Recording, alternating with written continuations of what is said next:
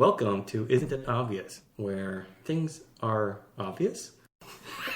That's going to be the intro.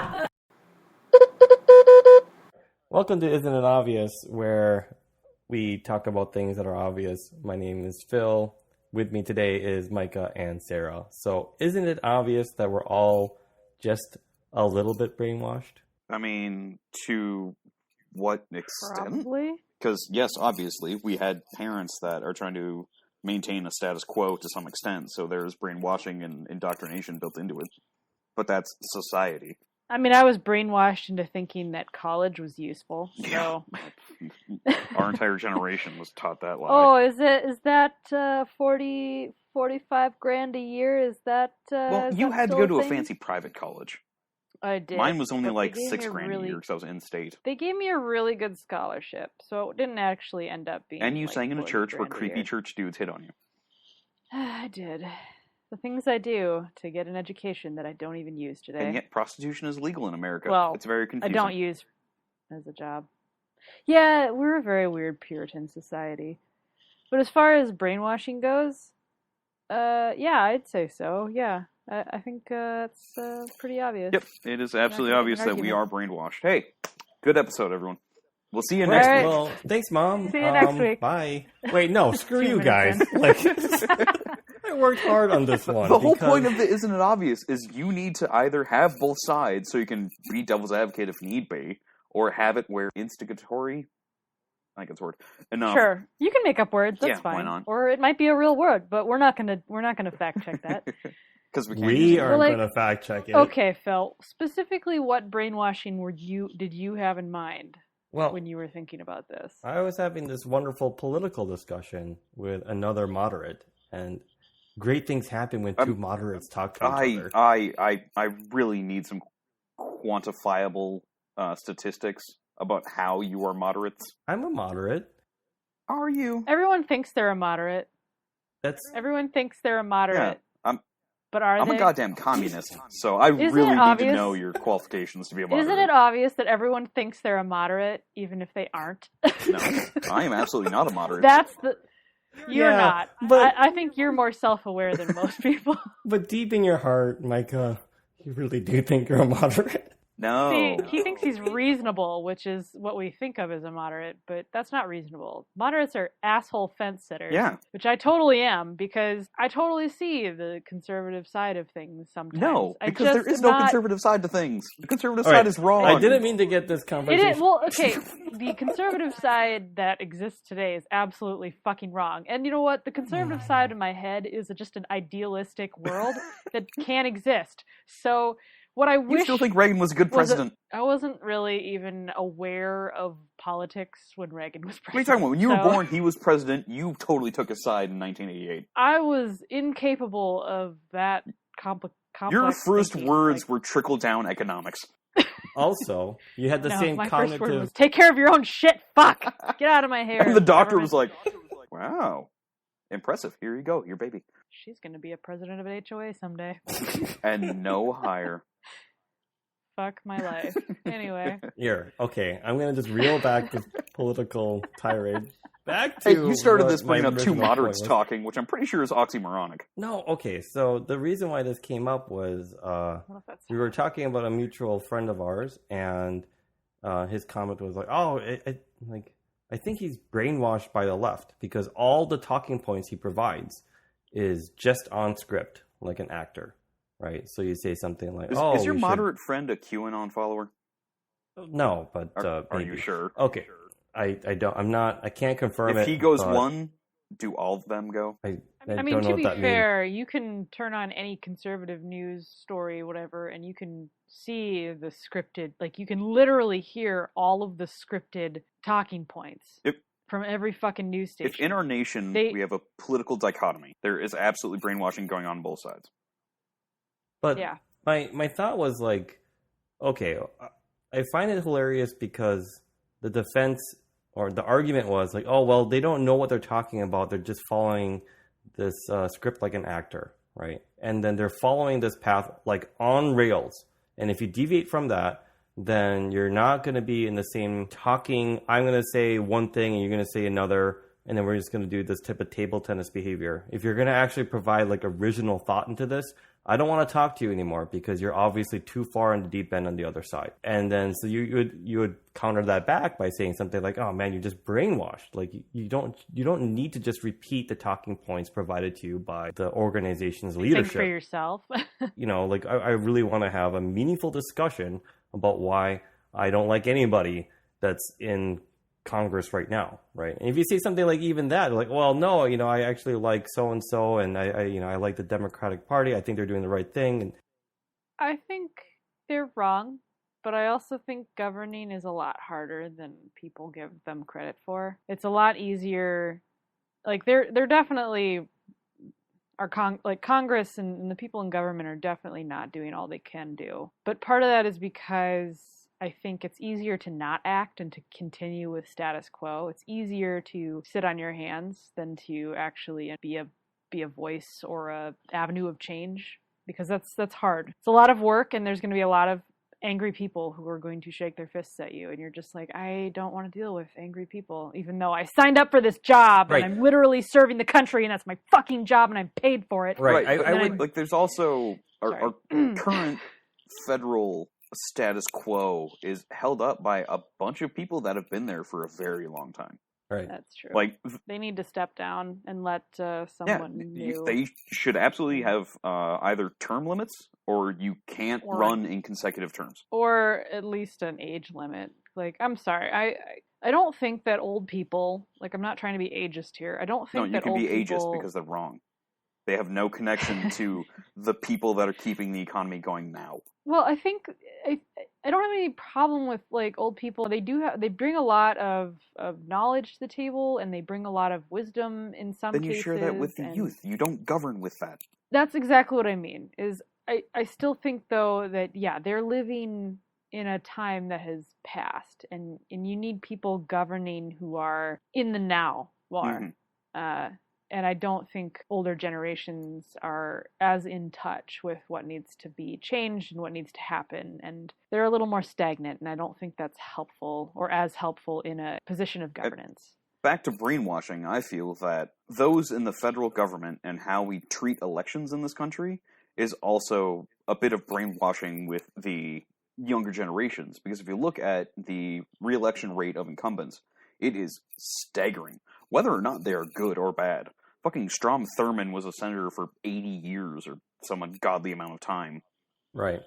Like, and that's what he still believed in segregation when he died. I was actually going to argue that there was this study that said the average age of a senator was way more than 60. Yeah. I think it was like north of 70. It was like some ridiculous high age number. I imagine when I had, friendly chats back in the day when I went to the local gym center thing that my old work provided for free, and I would just walk on the treadmill rather than talk to people at lunch because I was antisocial.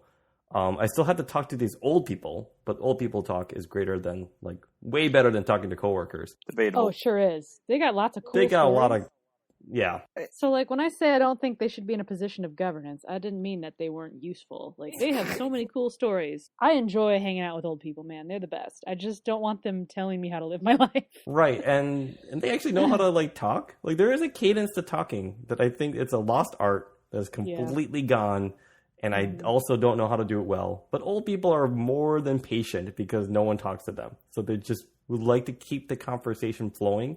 So when something ends like an abrupt stop, I think it's kind of like kindling a fire. You're supposed to kind of keep it alive. I really want to have you guys watch a little skit. There's a British show called Taskmaster, which is part of BBC4, so it's all comedians doing stuff. But one of the tasks was they had to sit down and they had 5 minutes to talk with this delightful elderly woman. And they had to find out things that were in common. And the contestants ranged from late 20s to early 50s. So this woman was definitely older than all the contestants. But it was interesting to see what their approaches were. Because, the three younger people were definitely you're a human being, I'm a human being. That's something we have in common. Right. Gross. Well, it's just the simpler things. And then they finally got to more unique details. But it was interesting how they took it in this serious but not serious way of engaging in a conversation to try and find similarities with an elderly person that they had not met before. So I have single elderly women on all sides of my unit of like, so across the way, there's this really lovely lady, and she like will talk at you for hours. I went out and I was just going to talk to her about having a tree removed, and I just wanted to make sure my doing that wasn't going to like adversely affect her. It's my tree, and it's like on my property, but it's also kind of on hers, not like at the branches or whatever. Like, I just didn't want to like say like, I'm just going to remove this tree, and like technically I can do that, but like I was going to be a good neighbor and just see what her opinion was on. You really need to start abusing your powers as president. Anyway, she just ended up like talking with me at me about everything under the sun for like 2 hours. And like, I don't mind because she had some fun stories or interesting stories, but she's older, and I think her brain isn't 100% anymore. So she'll kind of go off on a tangent, and then right in the middle of that tangent, she'll derail and start talking about something totally unrelated or barely related. So she'd be a fantastic host, and isn't obvious. Yeah, I was like, wait a minute. So she's aware that she does this to a point. Like, she understands that she's doing this, but I don't know, for whatever reason, it's hard for her to stop in the middle. So she says, she'll apologize to me, like, I'm sorry, I'm just talking about like random stuff and nothing. And I just said to her, don't worry about it. You have really interesting stories, and I'll go on whatever ship you're gonna take me, because I don't mind. Like, you clearly want to talk, and I like listening. So I don't know. She's a very sweet old lady, and I appreciate her. It's because her level of brainwashing is definitely at the Omega level, and now she's breaking that coding. She's absolutely brainwashed with certain things, I can tell you that much, but just because that's another thing, is like, do we... Also, I'm pretty sure her neighbors are definitely just a coven of witches. I mean, I do have black cats. Exactly. So... They're slowly indoctrinating you like Rosemary's Baby. Whose baby? Oh, I forget. You don't know. Old films directed by... I was going to say, there is a gal in our association named Rosemary. Does she have a baby? It was a... She does not, but she has 2 kittens. It was a groundbreaking horror thriller in like 1968, directed by Roman Polanski, who was a gross man, but he could direct a film. Also gross. Extremely gross. I cannot understate how gross Roman Polanski is, and he should be in jail. But, while in jail, I feel he should have a right to direct films because he makes good films.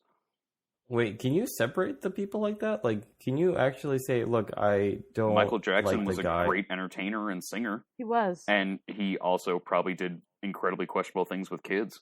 Probably. I don't know for sure because his childhood was taken away, so it could be like... Hey, is that brainwashing? Like, we all assume he did? Yeah, I was going to say, isn't that, like, alleged? Yeah. That's why he probably did some questionable things, but he's not fucking Louis C.K. just like jerking off into a tree with some young female comedian in front of him because that's how he gets a weird power trip. So can you enjoy Louis C.K.'s work now, knowing that he's this... Some of it, yes, but if it's anything where he talks about like other comedians in the industry, absolutely not, because he's lining out his teeth. Can you enjoy eating chicken knowing that they've been tortured and... What, that makes them taste better? Raised to be slaughtered. Have you had free range? Free range are too happy. That is some bland ass meat. I want some tortured fucking chickens that see other chickens get their heads cut off and electrocuted, and they see the fear in their eyes before their head is cut off. That is some tasty breast meat. Their legs, not so great, but their breast meat, phenomenal. I struggle with ethics sometimes because, like, I know some things It's a constant gray area, and it's really tough to justify things. On the one hand, like, I want to live a moral life, and I want to do what's right, but morale as much as I can. So. But then I think about, but I also want to be economical, and ultimately, the universe doesn't give a fuck, so why should I? Are ethics and morality synonyms? Extreme. Or is there difference between them? All right, sorry. Repeat the question, please. Are ethics and morality equal? Or are they an overlapping Venn diagram? Or is there differences between them? Well, they're definitely overlapping Venn diagram, I think. I mean, wholly overlapping. It is a circle when you have, like, ethics and morality. Or are there different types of... I think ethics is, like, the practice of morality. Morality is just the rules you break? No, morality is just... Oh, another tornado attack? What ethics encompasses, I guess. Because back to the conversation before about if you are ethical, you are moral. So, back to what we had with the 20-year-old, like, 25-year-old marrying the 60-year-old. For obviously financial never had gains. Is that For listeners, we never had this conversation yet. But we did have this conversation, but this was earlier and not a recorded. We should have recorded it, but sorry. Yeah, no, that's fine. It's for our Patreons. Thanks, Mom. But maybe. Like, is that morally things you can't deliver. And ethically, like, something to be judged in a negative fashion? Or, like, ethically, it's fine because they are consenting adults, but morally, it's not fine due to the age gap and the lack of probably shared interest between the two. Ethically, it's fine if there's no power dynamic, but there's always power dynamic. Though. That's the thing. You can't ever scrub that out. Every relationship is power dynamic, right? Yeah, but there's like an authority dynamic, like how's that not power? Like a doctor or a professor with their student. That is ethically and morally wrong. Potentially morally wrong, but definitely ethically wrong. Yeah, but as long as they're Well, if we're taking this from a college stance, student. You at 22, in a consenting relationship consenting relationship with your professor that is not predicated on you getting good grades or it affecting your schooling at all, that's a gray area. Can you say with 100% like that your grades wouldn't be affected if you decided to break up? Like that's. In this hypothetical situation, you are not engaging in a class with that professor. It is like, it's now... Sure, then if they're not your professor directly, then that's not a problem. But if... Really? Because, like, let's say the professor is, like, 50 and you're 20... Like, the student's 25 or 22. Like, you're saying that's not a problem. If there is no... Well, okay, there's certainly, like, the squicky, like... Let's deal with ethics and morality, because I'm really curious what the difference between ethics and morality are. Yeah, not the way I feel about it. But as far as ethics goes, as long as you aren't taking a class with that person or that professor doesn't have that individual as a student, I don't think that's a problem ethically. But does that professor not still have a heightened power due to... No, because they aren't able to affect like their grades. They can't have conversations with other professors? That's... Faculty members, deans, social standings.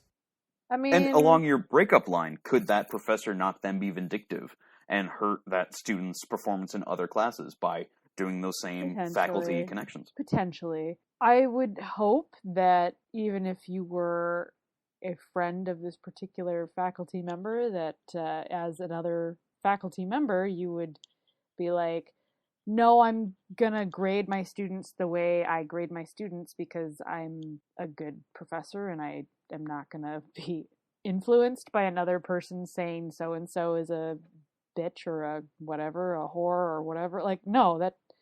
Well, no, not to be that blunt with it, but what if Professor A, the one who was in relationship with student A, goes to Professor B and says, oh, you have student A in your class? I was going through some old papers when they were in my class, and I found that they plagiarized a whole bunch. Have you noticed that? You can be a lot more circumspect when you're trying to, totally sandbag someone. That's true if you're trying to be well, in that case, that's when you're crossing the line into breaking ethics for sure. I don't know if... But morally, that's fine? No. There's nothing moral about any of that. I don't think, no. Let me ask you this question, Sarah. So, morally speaking, you think that it's based off a person's personal compass, but ethically speaking, is some kind of agreed upon as a society about what right and wrong is? Because how would you feel about something like that? God, I don't know. I think ethics and morality should be in concurrence, but I realize that not everyone has the same moral standard. I don't know. Now we're just arguing definitions, which is kind of bullshit. But that's important when you're dealing with two things that colloquially are kind of viewed the same. Yeah, I don't know if they're the same or not. Like, I don't know. I guess ethics has an institutional thought behind it, whereas morality seems more, or could be more personal, even though you can have personal ethics. Ask you this then. Do you think you could brainwash somebody into a code of ethics? Or do you think that you can brainwash somebody in a code of morals? Both.